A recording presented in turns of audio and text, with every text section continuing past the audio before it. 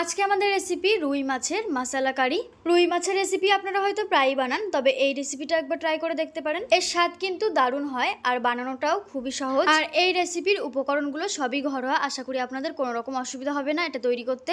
এই রেসিপিটা বানাবার জন্য সবার প্রথমে নিয়েছি রুই মাছ। আমি এখানে 6 পিস রুই মাছ নিয়েছি। আপনারা এর থেকে বেশি মাছ দিয়েও করতে পারেন অথবা এর থেকে কম মাছ দিয়েও করতে পারেন, আপনাদের সুবিধা মতন করে নেবেন। মাছগুলো আমি আগেই ম্যারিনেট করে নিয়েছি সামান্য পরিমাণে হলুদ গুঁড়ো ও পরিমাণ মতো নুন দিয়ে। এবার এই মশলা কারির জন্য একটা মশলার পেস্ট তৈরি করে নিতে হবে। কি কি মশলা নিচ্ছি দেখে নিন। প্রথমে একটা মিক্সিং জার নিয়েছি। মিক্সিং জারের মধ্যে নিয়ে নিচ্ছি 2 চা চামচ কালো সর্ষে, 1.5 চা চামচ গোটা জিরে ও 1.5 চা চামচ গোটা ধনে। দিয়ে দিচ্ছি বেশ কিছু পরিমাণে রসুনের কোয়া। এই রেসিপিতে রসুনের পরিমাণটা একটু বেশি লাগবে আর আদার পরিমাণটা একটু কম। রসুনের তুলনায় আদাটা একটু কম করে দেবেন। দিয়ে দিলাম পরিমাণ মতো আদা। দিয়ে দিলাম ঝালের জন্য বেশ কিছু কাঁচা লঙ্কা। ঝালটা নিজেদের স্বাদ অনুসারে অ্যাড করবেন।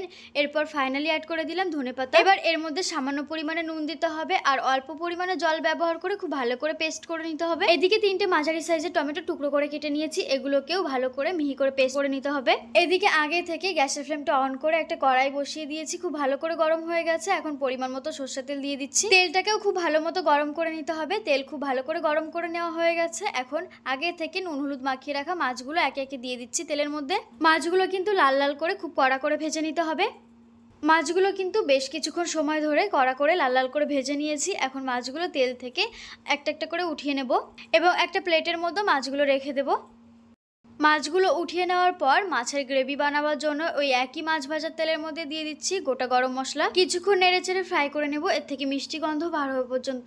এরপর ওই তেলের মধ্যে দিয়ে দিলাম 1 চা চামচ হলুদ গুঁড়ো। এর ফলে কালারটা কিন্তু খুবই সুন্দর আসবে। হলুদ গুঁড়ো তেলের সাথে খুব ভালো করে মিশিয়ে নেওয়ার পর দিয়ে দিতে হবে আগে থেকে তৈরি করে রাখা মশলার পেস্ট। মশলার পেস্ট দেওয়ার পর এর মধ্যে দিয়ে দিলাম 1.5 চা চামচ লাল লঙ্কার গুঁড়ো রঙের জন্য।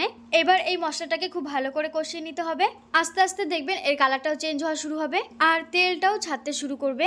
আর ঠিক সেই সময় দিয়ে দিতে হবে টমেটো পেস্ট। টমেটো পেস্টটা মশলার সাথে খুব ভালো করে মিশিয়ে নিতে হবে এবং মেশানোর পর খুব ভালো করে কষিয়ে নিতে হবে, কারণ এই মশলা কষানোর উপরেই কিন্তু মাছের গ্রেভির টেস্টটা নির্ভর করছে। যত ভালো করে কষাবেন এর টেস্টটা তত ভালো আসবে। একটু ধৈর্য ধরে মিনিমাম 10 মিনিটের মতো ভালো করে কষিয়ে নিতে হবে। মশলাটা যখনই দেখবেন কষাতে কষাতে পরিমাণে অনেকটা কমে এসছে এবং কালারটা চেঞ্জ হয়ে এসছে আর মশলা থেকে খুব সুন্দরভাবে তেল ছাড়তে শুরু করেছে, সেই সময় দিয়ে দিতে হবে পরিমাণ মতো জল। জল দেওয়ার পর আমি এখানে স্বাদ অনুসারে নুন দিয়ে দিচ্ছি, কারণ আমি মশলা কষানোর সময় কোনো রকম নুন ব্যবহার করিনি। মশলার পেস্ট তৈরি করার সময় নুন দিয়েছিলাম, আপনারা একবার চেক করে নিয়ে নুনটা দেবেন।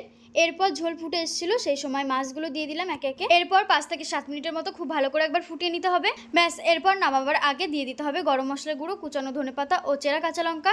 এবার এই সমস্ত কিছুকে খুব ভালো করে একসাথে মিশিয়ে নিলেই তৈরি আমাদের রুই মাছের মশলা কারি। আশা করি এই রেসিপিটা আপনাদের সকলেরই ভীষণ ভালো লেগেছে। ভালো লাগলে প্রতিবারের মতো একটা লাইক করবেন ও কমেন্ট বক্সে কমেন্ট করে জানাবেন। আর হ্যাঁ, বন্ধুদের সাথে ভিডিওটি অবশ্যই শেয়ার করে দেবেন। আজকের ভিডিওটি আমি এখানেই শেষ করছি। দেখা হচ্ছে আবারও নতুন কোনো রেসিপির সঙ্গে। ততক্ষণ সকলে খুব ভালো থাকবেন, সুস্থ থাকবেন। ধন্যবাদ।